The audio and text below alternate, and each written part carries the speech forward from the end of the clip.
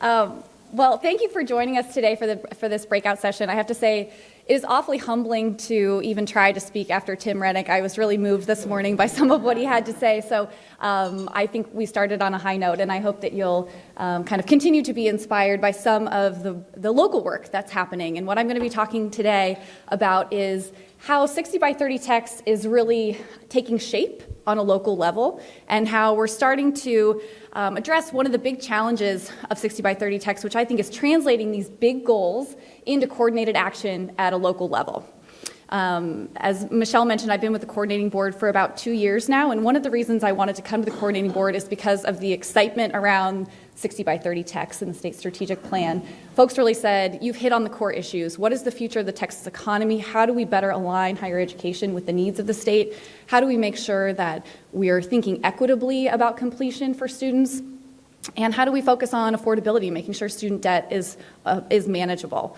But I also heard pretty quickly, we have lots of support for the goals and targets, but what's my lift? What am I responsible for? What should I be doing?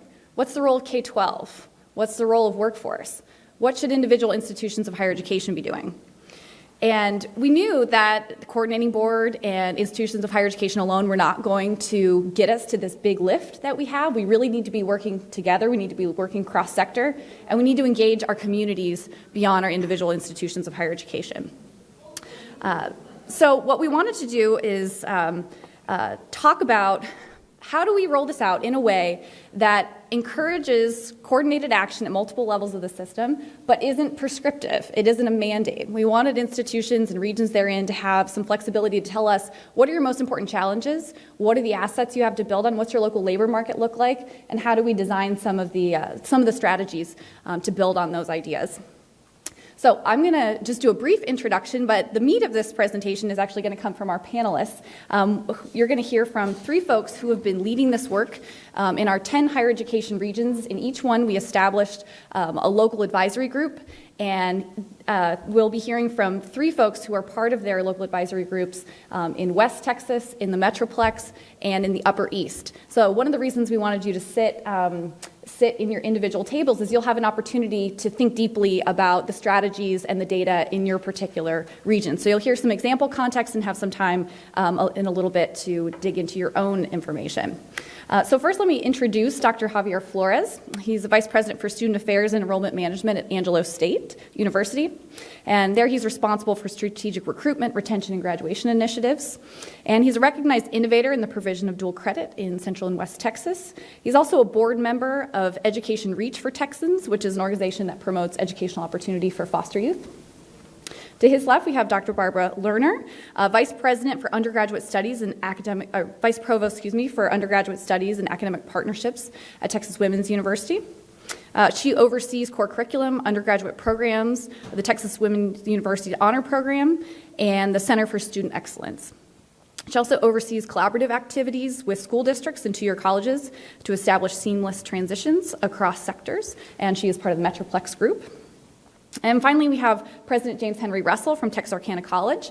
He is the 8th president at Texarkana College, and I'm sorry to inform you that there will soon be a 9th president at Texarkana College. But he's been a wonderful leader in the Upper East, and his professional experiences previously include working as a licensed CPA and former superintendent at the Texarkana ISD. Past chair of the Texarkana Chamber of Commerce, United Way of Greater Texarkana, and president of the Rotary Club. So thank you all for being here to talk a little bit about the work in each of your regions.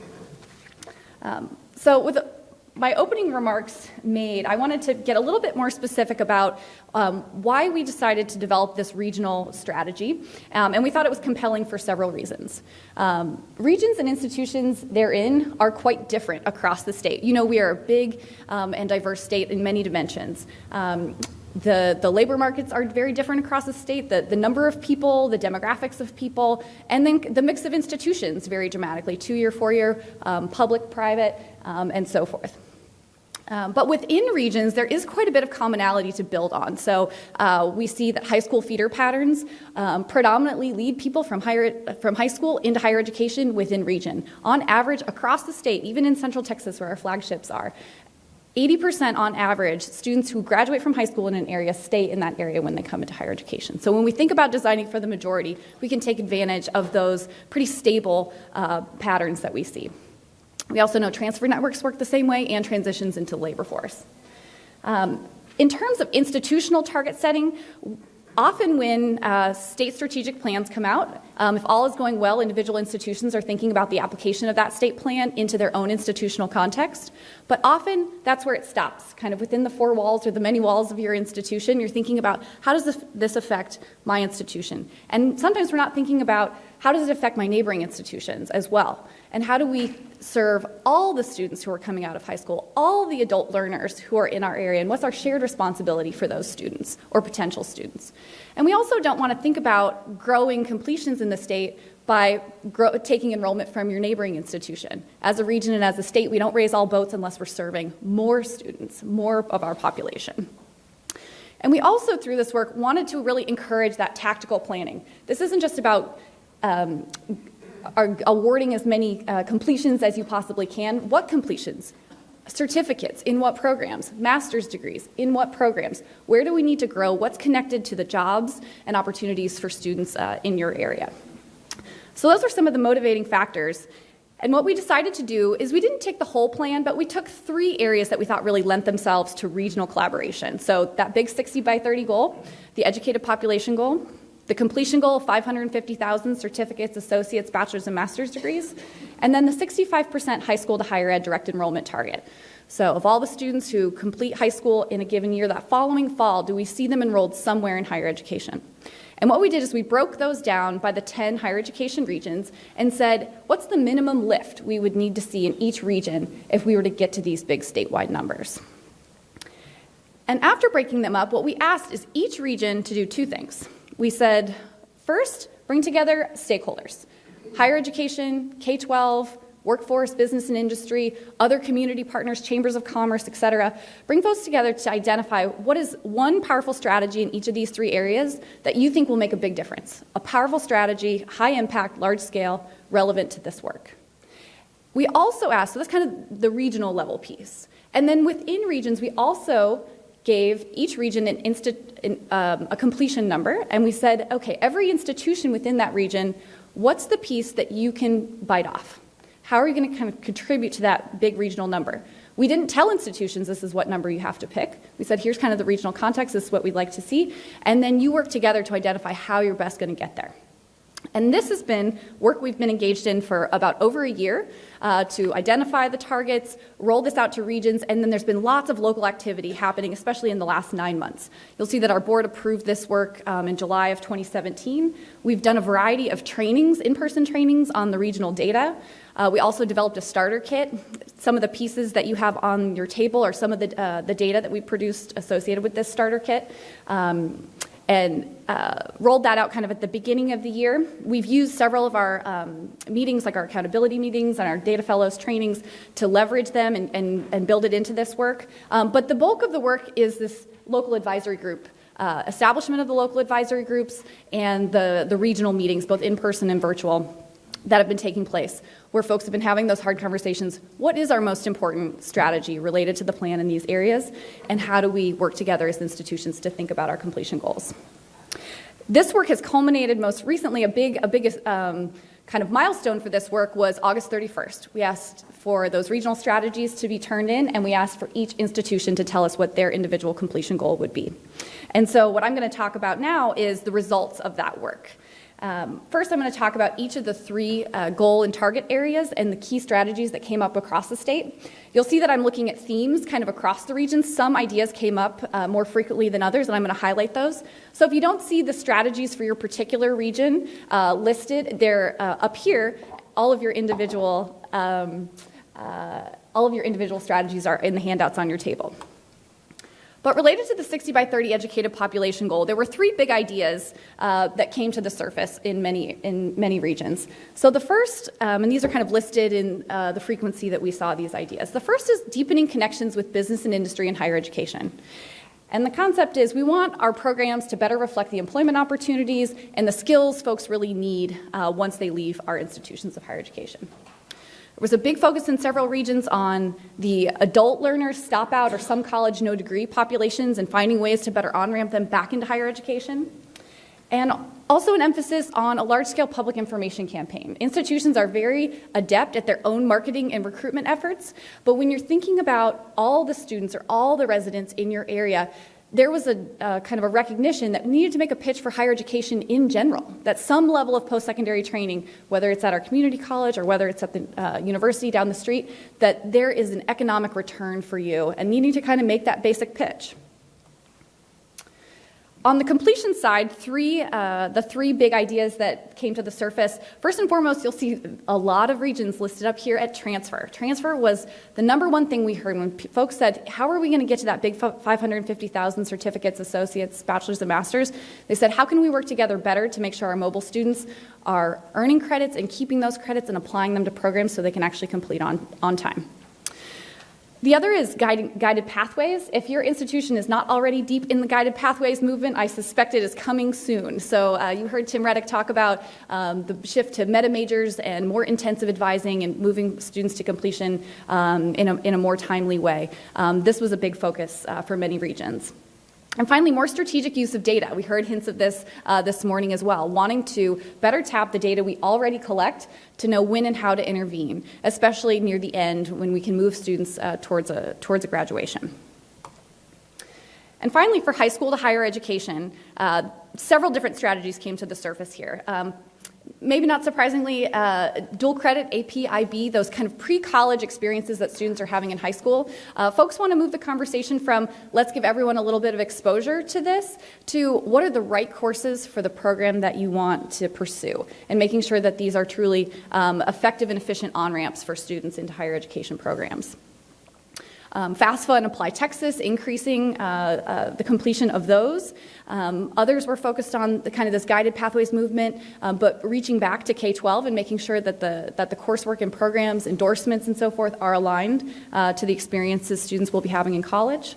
And finally, data sharing. There was a large recognition that there's lots of data out there across higher education and K-12, but we don't often get in the same room and look at it and talk about it and meaningfully engage. So that's what was another area of focus. So the last thing I want to touch on is those institutional completion numbers. This was a little bit of a hold your breath moment for me personally, because under Closing the Gaps, the previous strategic plan, institutions were given their own institutional completion target.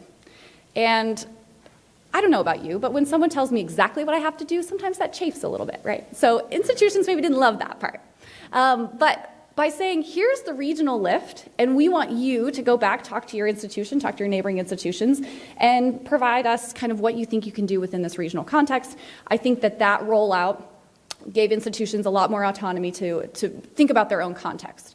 And so I wasn't sure if we were going to come back and see really low numbers or if we were going to see numbers pretty close. And I'm delighted to say that we got very, very close. The institutions did a great job of thinking about what's realistic, but also what's ambitious and what's needed for the plan and for the future of Texas. So what you can see here for each of the 10 regions, in the first column of data there, you can see the regional targets that the coordinating board gave to the region. In the yellow, what you see is the sum of what all the individual institutions told us they could do. And for the 2020 benchmark, where we want to be up to 376,000 by 2020, we're within 1% of that target. By 2025, we're within 6% of the statewide measure. And in 2030, we're 11% off. So what the individual institutions said they could do is a little under where we need to be statewide. And people ask me if I'm concerned about this, and I'm not. I think that there are several reasons that we are in very, very good shape for statewide progress. The first is these are very public. These have been through and will be discussed. People are formally turning these into the coordinating board, and folks are not going to want to put out numbers that they don't feel very confident that they are going to be close to hitting, right? So I know that behind the scenes there may be a little more, there may be a few more completions hiding. Also, as we get further out, 12, 13 data years out, folks are less confident about what is even going to be happening in the future. So there's kind of a natural conservatism that we'll see there. We also added in the career schools. You may have seen that kind of in the bottom line. Those schools are not identified on a regional basis, but are certainly contributing regionally. We know we see them at a statewide level. So that is also helping to keep us on track. And then finally, running the marathon analogy. We've been talking about, if you told me I was going to run a marathon tomorrow, I would tell you I'm not a runner, there's no way that's going to happen. But I could start with a 5K, and then maybe I work up to a 10K. And that's kind of how we think about the ambitious goals of 60x30TX, that we'll pick up speed kind of as we go. And some of the big systematic changes that we've been talking about this morning and what you see on the handouts below on your table actually move into practice. Okay, last thing, what's next in this work? There are a couple of funding things that we've been up to. Our board approved a legislative appropriation request to support the rollout, actually, of the strategies that have now been identified in the region. So this is something we're optimistic about, but of course, the legislative session is something we'll just have to watch and wait and see. But we've also done with some administrative funds some initial kind of mini grants, $5,000 mini grants. We did 10 of those to help spread the word about this work locally. We've been working on updating our starter kit, so additional advice around how to move to an implementation phase now that we've finished this planning phase. We've also continued to do data fellows trainings and other outreach. We intend to, kind of the big work for the fall is that we're doing implementation launch meetings in each of the regions, and you'll probably hear a little bit about some of that work coming up. We do anticipate kind of regional check-ins at least once a year, and then by 2020, we'll have our updated data and we'll ask folks to kind of do a revision cycle to say, are you still in the same place? Do these targets still make sense for your institution? So let me go ahead and turn it over to our panelists. And what I want to start with is just ask each of the panelists to offer their remarks, kind of opening remarks on what was the experience of setting regional strategies and institutional targets in your region, and what did you land on? What were the high priority issues in your region? Javier, do you want to start? Well, good morning, everyone. So in the West Texas region, it's quite unique, and I think all three of us will say our regions are unique. Texas is unique, and even this morning, Jenna was talking about having you guys sit, and there's several regions that are very well represented, and then there's some other regions that are partially populated, and so as a result, the participation here may be a little less than some of the other regions. So just a little background of the West Texas region. We actually have two sub-regions in the West Texas region. We have the Permian Basin and we have the Concho Valley. In the West Texas region, we have 5 institutions of higher education, and I think that's important because some regions have many, many institutions of higher education, where some others may have just a few. But of the 5 institutions of higher education, we have 3 community colleges and we have 2 regional universities. And then you look at high schools, and we only have like 3 or 4 6A high schools. We have a few 5A, 4A, but we predominantly have 3A, 2A, and 1A school districts. That also creates some different situations as well. We have 2 service centers, one in the Permian Basin and one in the Concho Valley. And we have 2 workforce commissions, again, one in the Permian Basin and one in the Concho Valley. And so what were some of the things that we learned? First of all, we learned that the service areas for community colleges, for the service centers, and for the workforce commissions are not always the same. They're all very different. And so you may have a school district, you may have a county, you may have an area that is represented in one area, but they're in a different region. And so there were even several phone calls to Janice saying, okay, so how do we deal with a school district that is not in the West Texas region because they're in a different service area? And of course, the main thing is we want to help all of our regions be successful in meeting the numbers.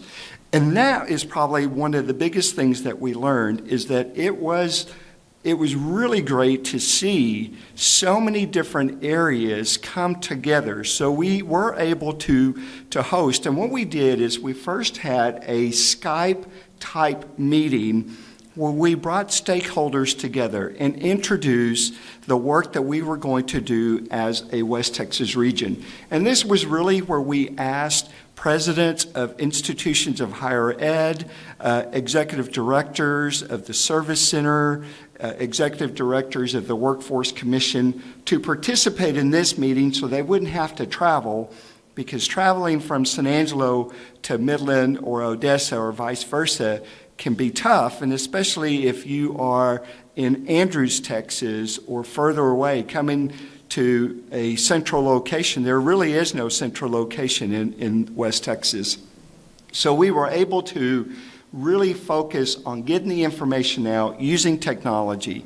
And then we set a meeting in June in San Angelo, and that's where we brought everyone together, and we had probably 50 to 60 people in attendance. And it was representative of K through 12 through the service centers. We had teachers, we had counselors, we had administrators. We also had the Texas Workforce Commission.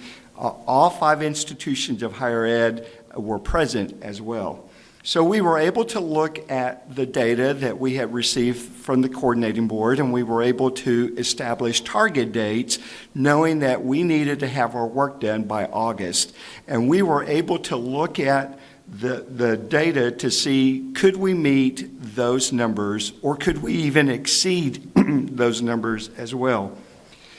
We were also able to create work groups, and the work groups have been working since then, and we're still trying to modify it. One of the things that I would really like to see is I would like to see individuals outside of higher ed take more of the leadership role in these subgroups so that we can ensure that their ideas are represented, and that these subgroups, or that the West Texas Consortium group that is working, is not really just a higher ed group, although it's work that we're doing with a coordinating board, but it really needs to be everyone in the region, because as was stated yesterday in the remarks, really 60 by 30 is about graduating more students out of high school and having them have more certificates or credentials so that we can have a robust workforce.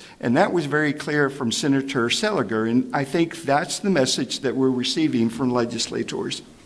So some of the things that came out is we also figured out very quickly that the language used in higher ed is different from the language used in K through 12, that the language used in the service center is different from what we use in higher ed as well, and the Workforce Commission. So we needed to come up with some common language, or at least definitions. And in higher ed, we always use acronyms, and we realized quickly we needed to move away from that and indicate what we were really talking about.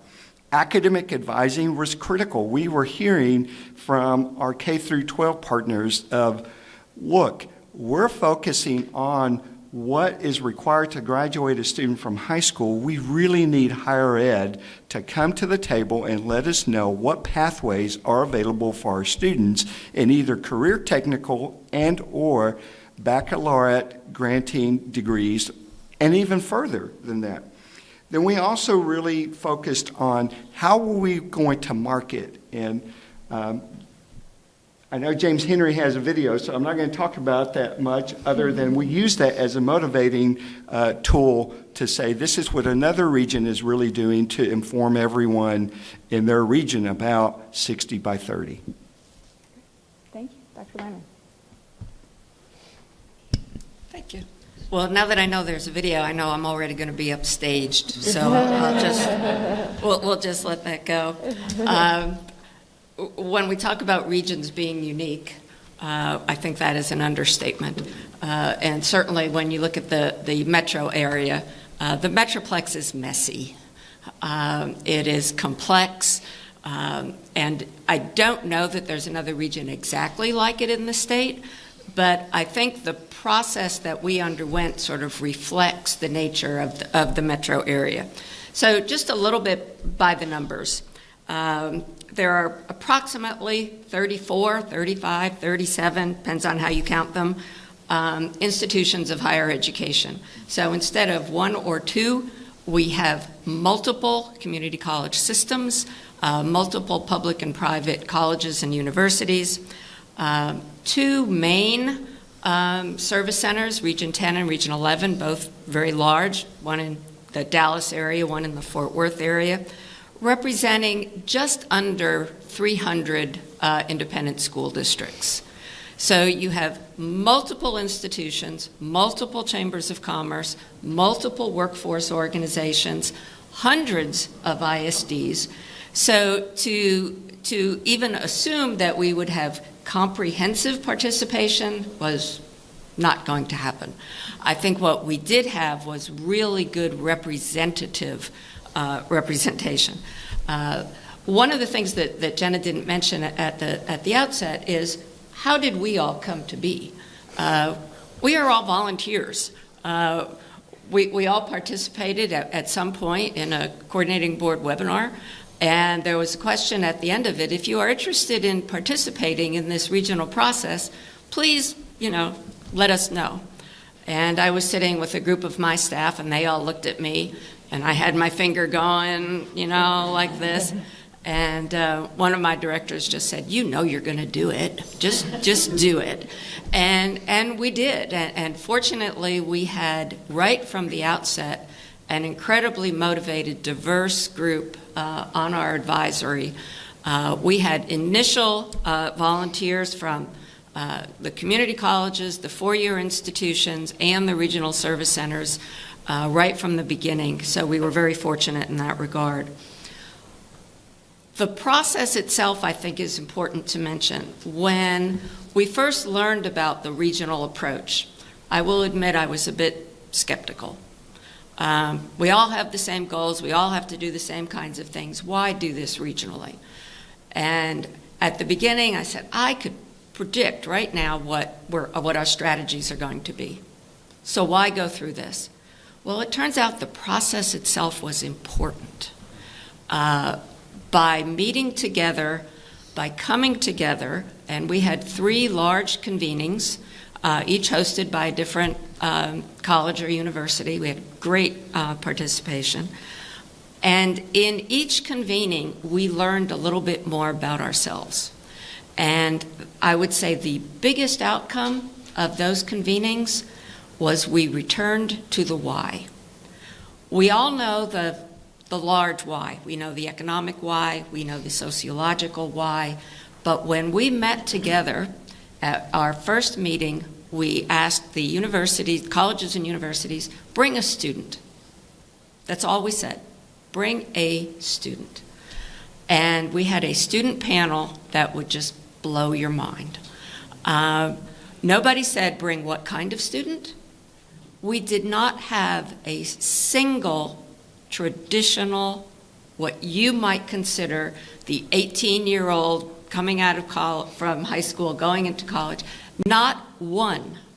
We did have one young man who went directly from high school into college, but he started at 15, so he too was not your typical student. We had military students, we had returning students, mothers, people who had come back after doing so many other things. The non-traditional student was the traditional student in the Metroplex. Now, I can't tell you that was, how representative that was, but it was eye-opening to us. And what it did was it brought us back to the why. Why do we do this? Yes, we do it because we need the numbers. Institutions require funding. We have accountability. It's important to the state, but it's important to the student. And I think that's why I was so glad that Tim came back to that at the end of his conversation as well. Are we going to talk about outcomes at this point? You can talk about what your region identified as top priorities. Okay. Yeah. Essentially, we reflect pretty much what Jenna outlined there. We knew going in, given the nature of the metro area with multiple community college systems, multiple regional universities, that transfer was going to be an issue. It has always been an issue in the Metroplex. We are the epitome of the transfer term that you often hear as swirling. Students in the Metroplex swirl. They attend 2, 3, sometimes 4 different community colleges, sometimes simultaneously. So when we're looking at transcripts of students, we may see a major feeder pattern, but we also know that our students are all over the map, and we need to be able to help them identify appropriate pathways. So on the educated population goal, we did concentrate mostly on the returning student because that's who we saw in our population. We talked about creating degree and certificate programs that are going to help the returning student, and identifying other ways using credit for prior learning, military learning, competency-based education, really sort of gearing ourselves up to meet the needs of those non-traditional students. On the completion goals, clearly we concentrated on transfer in a very complex environment. We all know that transparency leads to applicability, and so we all committed, I think, and are going to work more substantially in helping students understand what those pathways are. I've often quipped that I no longer, my GPS doesn't even use routes, it only uses pathways, because everything that we do in the metro area is on a pathway. And we may identify those pathways, but helping students find them and adhere to them is clearly the challenge. The data sharing that Jenna mentioned also, I think, is a high priority in the metro area. As we move forward, it's something that we would like to establish perhaps as a pilot program. It's important to us to have those data because students are coming from so many different sources. All of our institutions are on different data platforms, and as much as we like to share information, the data becomes a challenge to us. On the high school to higher ed goal, we are looking at expanding our use of the college preparatory course, and I'll be glad to talk about that a little bit more. It may be a foreign language to some of you, but it is an opportunity for students who are not yet college ready as they exit or as they are exiting high school to take a course while still in high school that will enable them to become college ready and that will be accepted by the institutions in the region. The main area in terms of college credit prior to graduation, such as AP and dual credit and IB, all of those are significant pathways for students. The challenge has always been helping advisors understand the implications and ramifications of those choices. In the metro area, we have had a number of organizations already at work, including the North Texas P16 Council, there's a UTA P16 Council, and we have concentrated heavily on trying to provide appropriate professional development for our high school counselors in the region. So I think I'll stop there. Great. James Henry, do you want to start with the video? Or you want to... Yeah, in just a second, I'll pull it up. I actually first want to start, number one, good morning. I want to brag on the coordinating board for just a second. What? I know.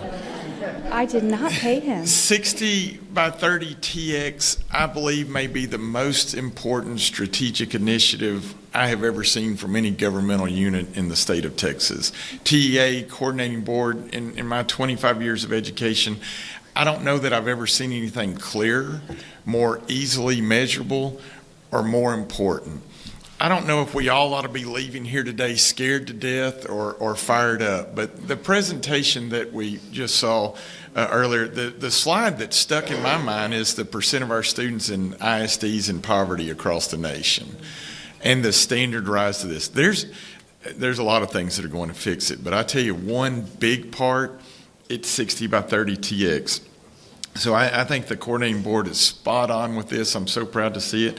And I'll tell you, two of my favorite coordinating board employees are in this room, and that's Dr. Eklund in the back and Dr. Heggie up here. And I know there's lots of others, but I've worked with Dr. Eklund a lot on the dual credit task force a few years, and of course Dr. Heggie on this.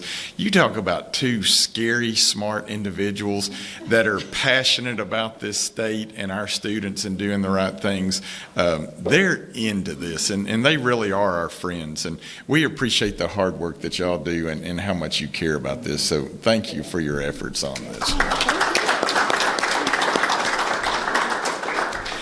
Northeast Texas, East Texas, it's the best place in the world to live. I promise. I absolutely love it. And I tell you, since about World War II, we have the strongest backs of anybody in the United States. And Red River Army Depot, Cooper Tire, International Paper, Domtar, Alcoa, now Arconic, now just was bought by somebody else. You know, up until about 15 years ago, a great work ethic and that strong back, and in East Texas, Northeast Texas, you've got a great life.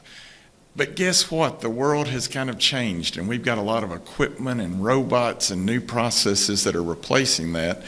And East Texas and Northeast Texas is in trouble. We are behind all of you on percent of our population with an education credential. We still have the best quality of life of anybody. I promise. I can get anywhere in 10 minutes and just as happy as can be. Great hospitals, all that.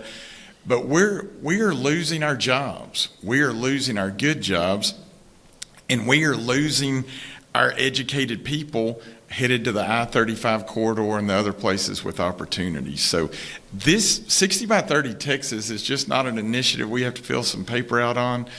It's do or die for the quality of life that we love so much. So it's easy to get our people passionate around it. I can talk more and more, but 12-year-olds always tell the best story. So I've got a quick 3-minute video that I'd like for you to watch for just a second. By the year 2030, I will be 25 years old.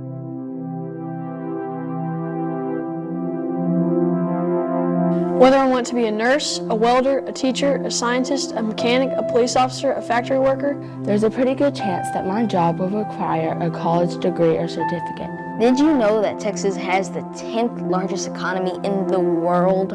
And that Texas is the nation's leader in job creation? That means Texas needs trained workers. In fact, by 2030, 60% of Texans my age will need a college degree or certificate to fill all of those jobs. Right now, we aren't even close.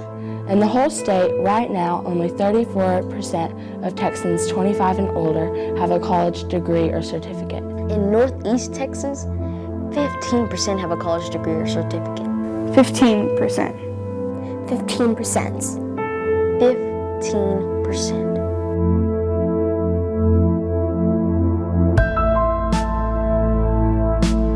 15%. If we don't change, only 15% of my classmates will finish college. Where does that leave the rest of them?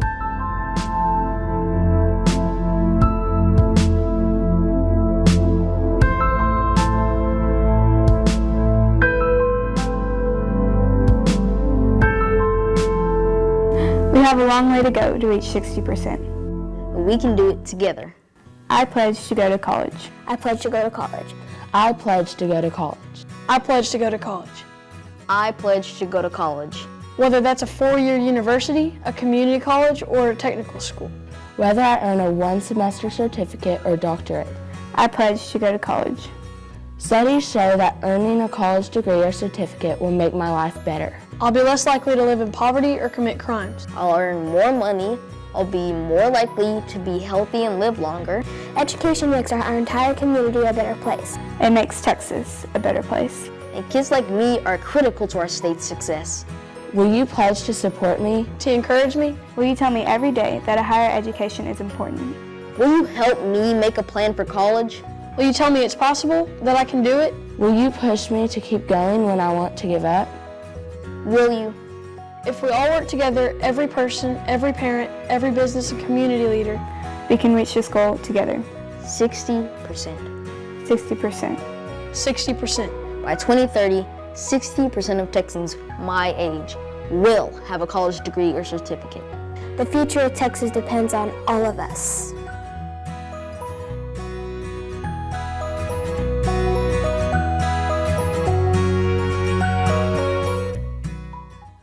it's easy to talk numbers, but when you see where we are and you see those kids that go out of the bleachers at the first part of this, that if we don't change, where are they going to be? They're going to be living in poverty, and their kids are going to be living in poverty, and we've just got to do it different. We're updating this with this class every year as they move forward, and the star of the show that you all want to hire right now was inducted into the 8th grade National Honor Society, I think Sunday afternoon, and he was the president and gave the speech that day. So it's neat to see what these kids can do if you just believe in them a little bit and help. So the big thing that we've got to change in East Texas and Northeast Texas is our thinking and our college-going culture. Because for so long, you've really been okay with the strong work ethic. There have been great jobs, great middle-class jobs, and we're just losing that. And now we're not getting too many companies looking at us because, used to, they would all have to fly in and drive around and talk to us and see how nice and friendly we were and how hard we would work. But now they're doing the data searches and they're seeing how poor we are, the low percent of our population with credentials, and a lot of new companies and entities don't think we have the workforce to do what they need. So they're causing a lot of you to have even more traffic on I-35. And we've got lots of open roads, clean air, tons of water and space. And we just want a little bit of that to come our way to keep our quality of life well. So the concept, the measurable goal is easy. Doing it is so hard, but I think we've got a very well-motivated region, but we have a lot of work to do. I'm a little ashamed to say our goal is not 60% by 2030. It's impossible for East Texas to get to 60%. But if we get to 50 to 55, we've just hit a huge home run and we'll be catching up and doing, and that's what we're all committed to do. Thank you so much. I think I'm going to be crying all day. I cried with the student before, cry again. It's going to be one of those days. So I just want to pick out a couple of themes that you just heard about. And so one is amazing leaders.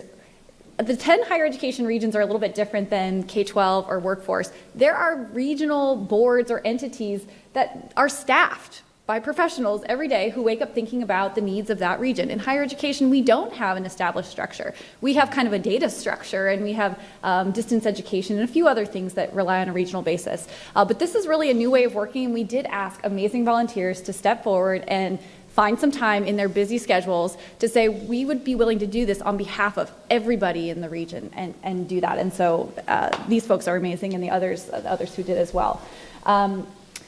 I also want to mention that folks were having lots of separate regions about 60x30TX. Everybody knows about 60x30TX, but they weren't having a conversation together. And so that's where the process point, I think, that came up really rang true. But what I want to shift to now is for the sake of time, I'm going to kind of combine two questions that you were prepared for. So within regions, we often hear about competition between institutions. So how did you navigate this dynamic, and why do you believe that this collaborative effort was really worth it? And if there are any other challenges you want to surface, now would be the time. Sure. Well, in higher ed, we are very competitive. However, I agree completely with what James Henry has described in East Texas, and we see that in West Texas. It's not about competition. It's about the future of our state and the future that sits in the classrooms right now, and giving them the opportunities, and not just who sits in the classroom, but the adult learners. And the adult learners in West Texas are really the forgotten and the ghost student. And there really has been no marketing or no way of looking at them and saying, where are you at in life and what do you need to do to be able to earn a credential? And when you look at faces and when you look at, and I love the fact that in the Metroplex they brought students. We didn't bring students, but we visit with students all the time. And when you hear those stories, competition goes away. And it absolutely is time that everyone works together, the institutions in the region and also K through 12 with higher ed and businesses and industry, because business and industry is ready to help. They just need to know how. And K through 12 and higher ed have been so siloed for so long that I think it came across as competition, but it really was a lack of communication. And so bringing us together as regions, I think, really enhanced communication to eliminate competition. I guess we'll go In any order. Okay. For all now, yeah. Competition in the Metroplex is an interesting concept. About a year and a half ago, I was asked by my chancellor to step out of academic affairs for a year, and I served for about 10 months as the interim vice president for enrollment management. I refer to it as my academic affairs timeout policy. But it was a fascinating experience. I have truly looked at life from both sides now. When you look at, because when you think of competition, you think of your enrollment folks, okay? They are the folks who are charged with the numbers. One of the things that I learned about the metro area is that there is an organization, I promise you I did not make it up, there is an organization called the Dallas Area Recruitment Network. Okay, if you got the acronym in your head. It is DARN, and it consists of 62 institutions of higher education who do not reside in the metro area, who recruit in the metro area. So in addition to all of those institutions that I just mentioned, other institutions around the country are coming where the population is. And right now the population is and continues to grow in the metro area. So competition almost becomes moot. I mean, we know that there are multiple institutions who are looking to help students, but in this sense, that's the good thing. We have the population in the metro area. It really doesn't matter to my institution whether we have that student, or which student in particular. We know that the competition is there, it is healthy, and it is going to be an all boats rising measure. In addition, because of the community college representation in the metro area, it truly is all boats rising. The more successful the community colleges are in our region, the more successful students we are going to have transferring into our programs. Institutions like Texas Women's University are now predominantly transfer institutions. Each year we bring in more transfer students than first-time in college students. So we rely upon the community college systems and work very closely with them. So competition is a real thing, but I think in this particular arena, it truly is an all boats rising, and the folks that are participating in this, I think, really see that. You know, just quickly on the challenges you face in collaborating regionally, we are all so busy. I mean, I can sit at my desk 12 hours a day and do nothing but answer emails and really get nothing done. And half of them are from the coordinating board. But so you really have to focus on what's important and find a way to make this important. Competition, you know, we are so far behind in our area. If you really just think about it, we need all the higher ed institutions we can get working together to get there because we have a lot of room. But I'll also tell you, 8 years ago when I started at Texarkana College and Texarkana College was broke, about a month in, A&M Texarkana announces they're going to downward expand. So for the first time in 90 years, there's now somebody else offering freshman classes in our community. 2 months later, the University of Arkansas system announces a brand new campus they're going to build and open 2 miles to my east. So I'm thinking we're dead. But 8 years later, all institutions are larger, all institutions have more graduates, and the community is doing better. So you really go back to that. That's what you have to see and do. And I'll tell you another huge force in our community that I think you can take back to your communities if you're having some issues with this. The major donors in our community said to me and said to the A&M system, we're not giving unless y'all play nice. We want you to work together. We want you to get along. We like both of you. And our money will go as long as you're nice and working well together. And that will change your attitudes pretty quick when you've got your major players saying that to you. But it's neat when your community has that feeling that, and they also say to you, and we want you working hard because you always want to be the best. I want A&M Texarkana to do great. I want the University of Arkansas at Texarkana to do great. But I want Texarkana College to be the best. And I think if you ever lose that drive, you're in trouble.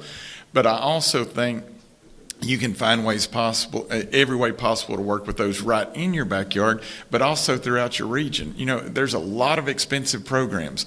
And if Kilgore can do one better that I can piggyback on, I invite them in. I invite Northeast Texas Community College in, Panola.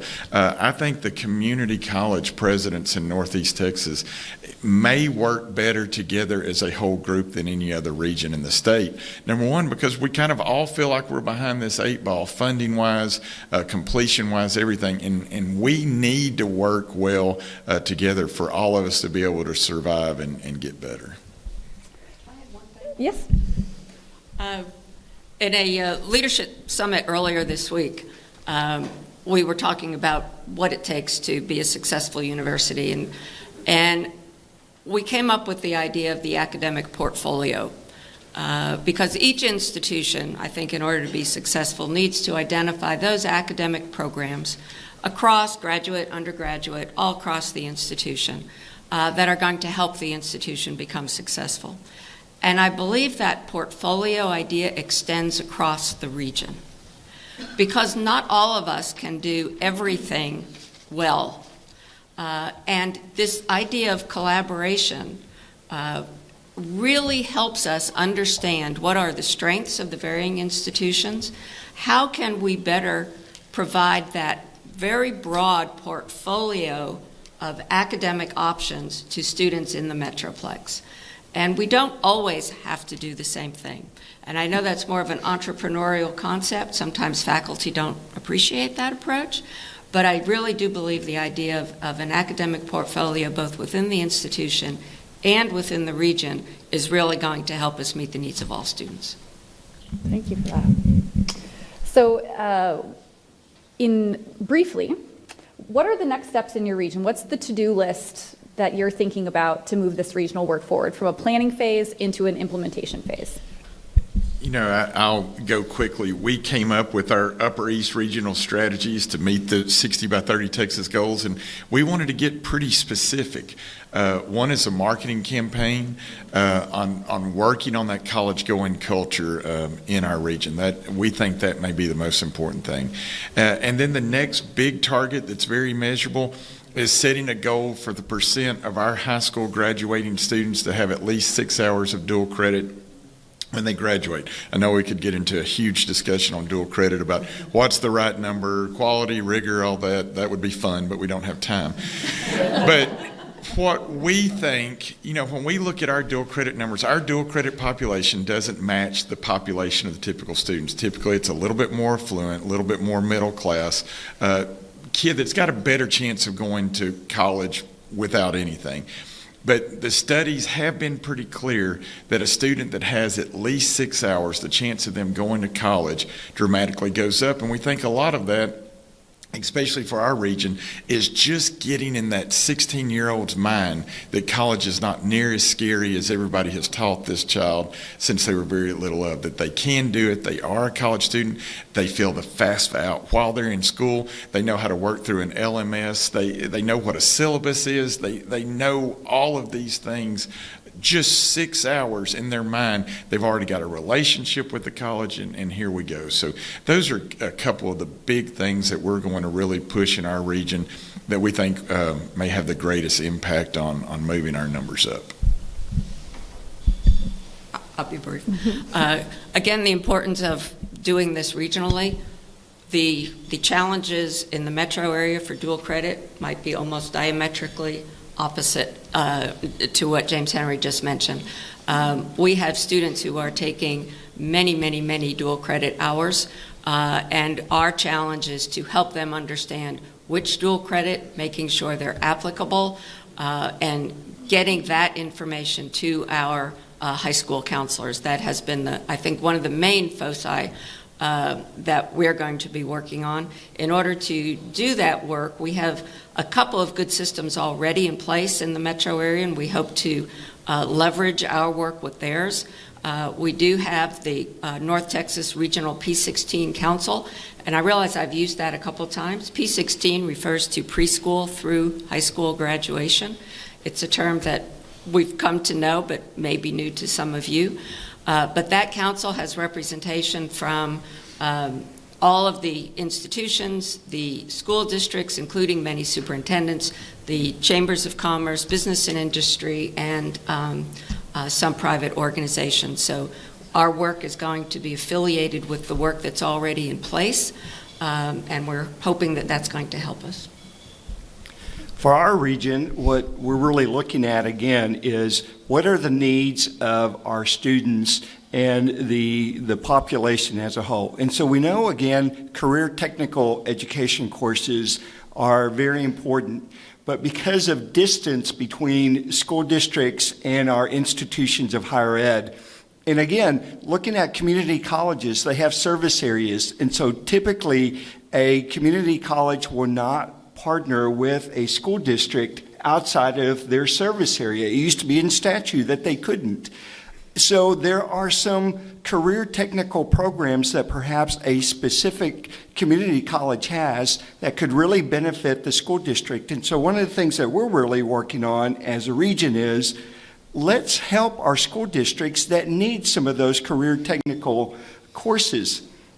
For us at the university level, we didn't always recognize some of the career technical or associate of applied science degrees as those that would transfer on.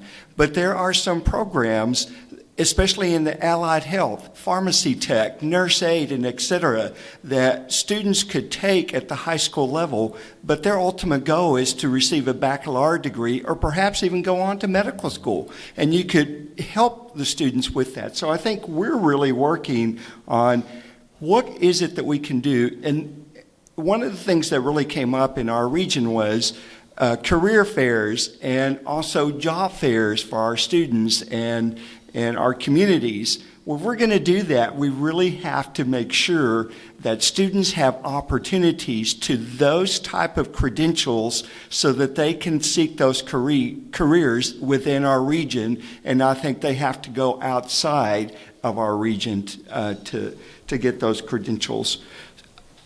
Dual credit is a great for first-gen students, and that's something that we're really focusing on.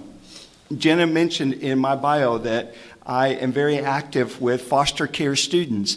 That is a population that is at the highest level of at risk. And if a foster care student can earn 6 hours of a college-bearing course before they turn 25 years old, they qualify for the foster care waiver for life. And that's not only for an associate's degree or baccalaureate degree, that's for a graduate level degree as well at a public Texas institution. And so it's looking at policies like that or opportunities like that for our highest risk students as a region so that we can really make changes. And that's really what we're focused on.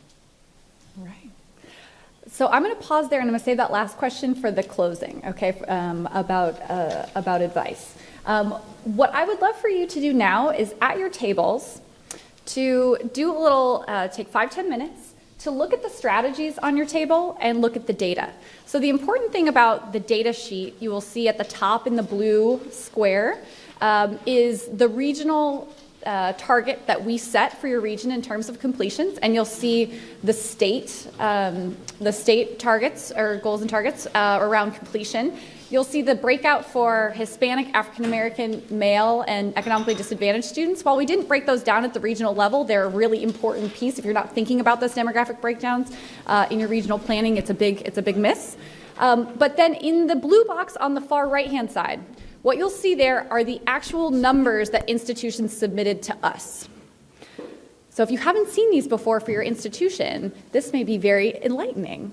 But want you to check those out. And what I want you to do, look at the strategies, look at the data, and I want one person at your table on any sheet of paper that you have, write down one or more questions that you have for the advisory group leading the work in your region. One or more questions you have for the advisory group in your region after looking at this information. Okay, take a few minutes and we'll all be coming around. Yeah.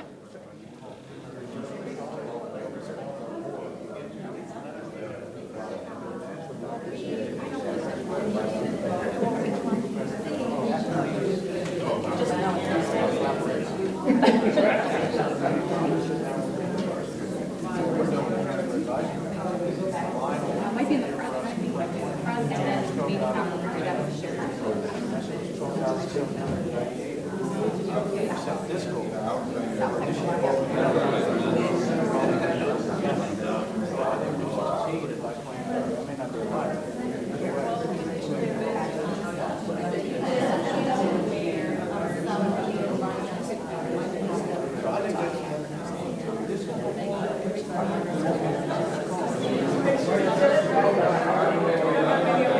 Okay, I know you just got started. But I'm getting the wrap it up sign. The wrap it up sign. Okay, so the last thing I wanted to do was to just ask our panelists very quickly. We have 4 minutes left to wrap here. My last question for you is, given that we have executive leaders, regents, and trustees in the room, what is your advice about what regents and trustees and what role they can play in this work? Lightning round, in any order. I'll just go real quickly. If you saw some of the charts yesterday on funding, it hasn't changed in 20 years. It's basically flat. To community colleges, universities may be a tiny bit better, but funding for community colleges has not gone up in 20 years. And we want to double our graduation rates. I love the plan. I love the strategies and all this. But if we don't get some more money pumped into this, it is going to be so hard. Regents and trustees, you need to have fundraisers for your prime elected officials in your area. That doesn't buy votes, but it does buy access.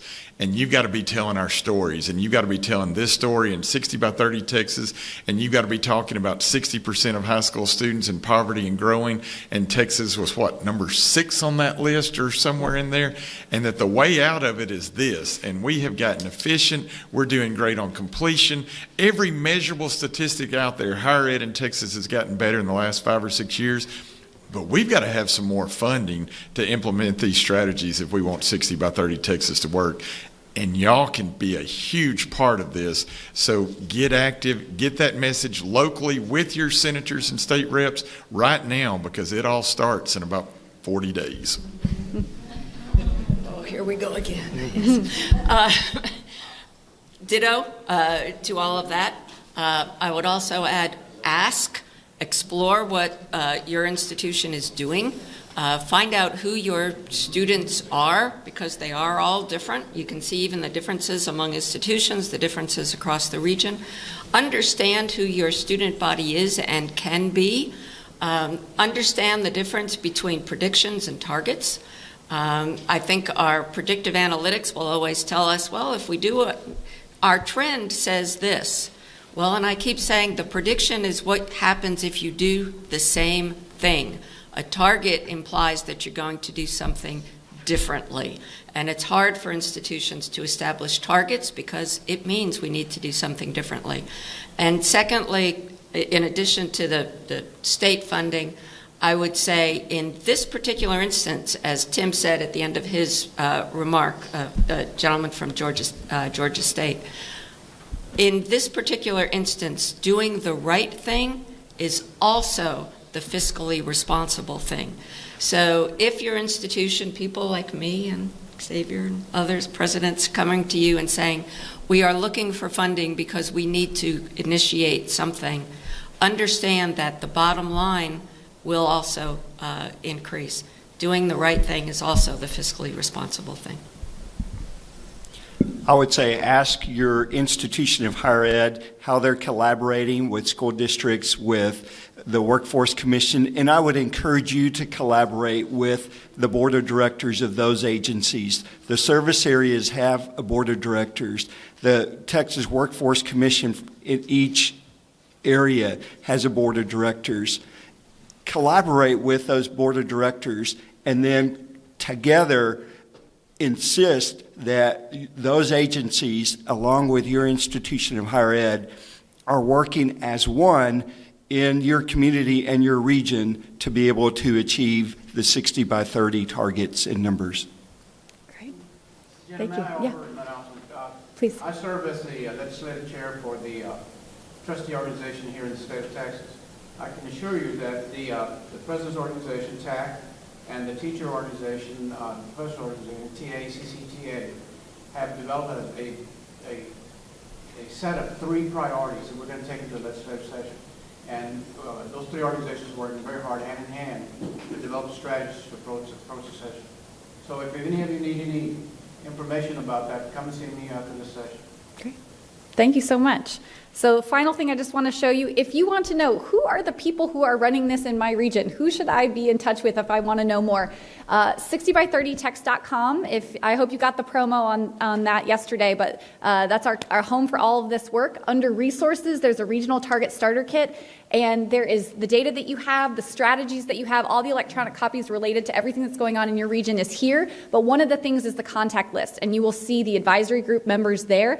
There's also a THECB staff person. If you want to do the contact us button, we will get you directly connected. And so that's the best way to do it. In addition to what you just heard, I would say that the one thing I would add is ask about this number, this target that was produced by your institution. Ask to see what the progress is every year and see where are we in 2020, where are we in 2025. But just establishing that cycle, that this is an important number that we want to hear about. And finally, this is how you can reach me if you want to talk further. I'll be around as well. So thank you so much and enjoy the next sessions.